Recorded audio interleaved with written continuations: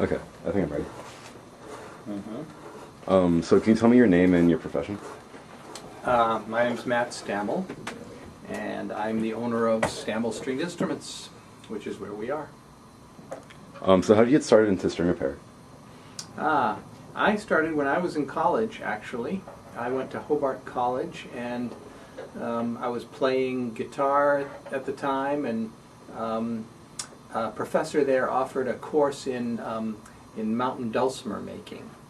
And I had done some woodwork, and I took that course and found that I really, really liked it. And that's kind of how I started in instrument work in general. By the time I graduated, I had made several instruments already, including a guitar.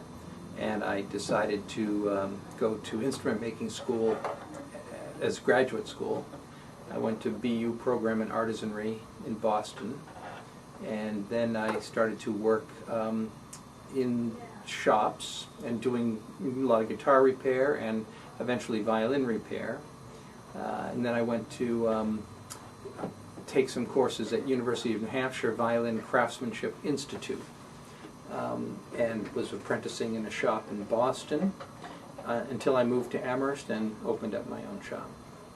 So my path to it was initially through guitar making and guitar repair, and then violin repair, which I had to learn afterwards, after the guitar making and repair. Okay. What instruments do you play?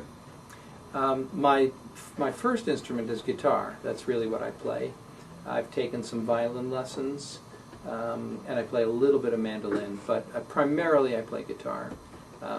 And I can get a sound out of the violin. I'm not a very good violinist, but I aspire to be better.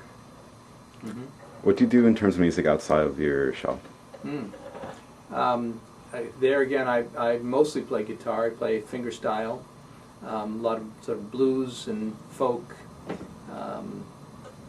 and songwriting. So I've played with different people over the years. I've played in coffee houses, and but now I mostly just play for myself and practice some violin, play guitar. I sing occasionally at friends' events, at weddings, or things like that. Mm-hmm. What do you think is the most interesting repair job you've had? Most interesting repair job? That's not easy. I'd have to think about it. I can't say off the top of my head what's the most interesting repair job that I've done personally, or that the shop has done. I mean, you know, we've had numerous people. Andrew does a lot of repair work in here. We've made new tops or backs for instruments. Sometimes that's been interesting. For me, I can't say offhand. I need to think about it more. Okay. Mm-hmm. Oh, I saw other questions that disappeared. It's a hard question. Yeah, it's an interesting one. What's your favorite part about your job? My favorite part? Mm-hmm. It's very varied. I like it because every day is completely different. Every day involves stringed instruments, but it also involves people, and it involves other companies. And I guess the most interesting part is that, for me, that the violin is a window onto the world. And it's a window onto the contemporary world and the world that's past. So through the violin, or stringed instruments, you learn a lot about history, art, culture. You know, you learn about wars, you learn about European history.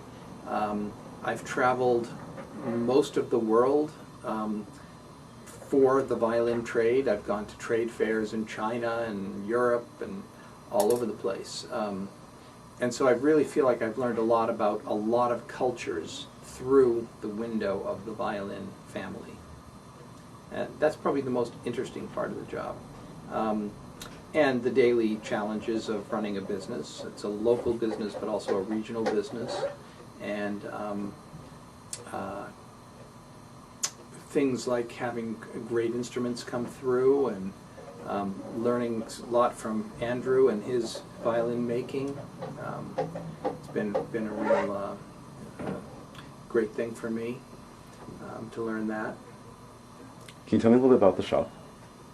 Sure. I moved to Amherst in 1986, and in 1989 I opened a very small shop. It was on North Pleasant Street. It was a walk-up.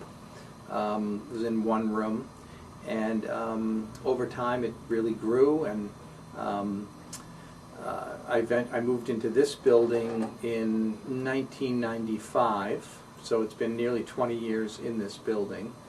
The shop is 25 years old, and right from the start we rented instruments. We bought maybe 30 or 40 violins and started to rent them out, some cellos. I was doing repair work. I was doing bow work at the time too, and over time it grew. The whole business grew so that now we're making and restoring, and we rent about 1,500 instruments at the moment. My daughter Molly works here taking care of the rental instruments. We send instruments around the country for sale. So, I think we're known all around the U.S. and a little bit in Europe as well. So, just through a lot of hard work and constant study, we've achieved a certain level in the violin trade. What else would you like to know about the shop? We own the building here, and we have a small satellite shop in Poughkeepsie, New York, where 2 people work. And here there are 7 of us, I believe, altogether who work here in this shop. So a total of 9 people at the moment. It's varied between 7 and 15 people over the years. So, we have a workshop right here. We have the sales room downstairs, and we have 2 showrooms on the 2nd floor here. My office is right next to us. And then there's a second little building, which is our rental workshop, where all the rental instruments go for repair. And then the shop in Poughkeepsie, New York. So that's our operation. Oh, cool. A lot of appraisal, repair, renting, making. There are 2 makers here, Andronique Gebarian and Rodney Miller, both work for this shop, making new instruments. And I'm trying to also break into making new instruments. I made more guitars. I never made violins. I did violin repair, but I was not a violin maker. And now that's a new thing for me, an area that I can grow into. What's it like learning how to make violins? What is what? What's it like learning how to make violins? For me, it's taking stuff I knew basically from repair and from guitar making and applying it in a new way. But it is its own unique thing. It's different than other instruments. And so it's a combination of real precision, incredible precision, but also artistic expression. So it's, I love it. It's totally engrossing to learn to make violins, because you're studying what has been done in the 1600s and 1700s, mostly in Italy, and you're using those instruments as your guide for what you do now. Not in some ways, not too much has changed in 300 or 400 years in violins. The design of the violin is roughly the same, and the tools are roughly the same, the procedures are roughly the same, and yet modern makers put their own spin on it. So it's, again, it's a window onto the world to learn to make violins, because you're studying what the great makers did in the past and using that information. Can you tell me a little bit about the parts of a violin, or Sure. about violin in general? Violin starts with a design, followed by make a form. You make a form for to make a violin, And this is a rough form right here. This is a Stradivari violin. It's called the Viotti Strad. This is the one I've been copying, that design.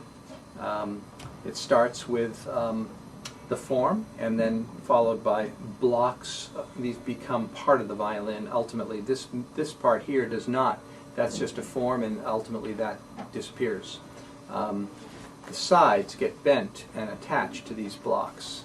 The sides are made from maple, and they're cut into strips and very thin. This is still actually too thick, but roughly a millimeter thick strips of maple, which then get bent and glued to the blocks on the form.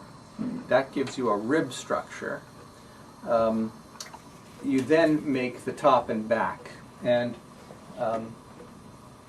the back is made from maple, flamed maple. Here's a piece that will become a back. In this case, it will be two pieces of wood joined in the middle. And then once you have the two pieces joined, you start to shape and carve the back. You use your forms, the templates, to draw the instrument onto the wood, and cut out the shape, and start carving and thicknessing. And the same thing happens for the top. The top is made from spruce. So the back and sides are hardwood, the top is a softwood. Most stringed instruments have the same combination of a hardwood back and side and a softwood for the top. This again will be two pieces. It's already got the rough arch started because it's thick in the middle and thinner toward the edges. Just it's basically how the shape of the arch of the top of a violin and the back of a violin is already started in how you saw the wood from the tree.